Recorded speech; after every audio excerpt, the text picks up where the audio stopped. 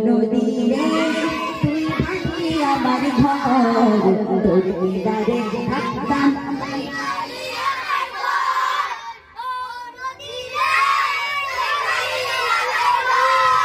তোর দিদারে থাকতাম তুই করলি আমায় আপন বলে ভেবেছিলাম আসুক যত ঝড় তোর কিনারে থাকবি ভালো আমার ছোট ঘর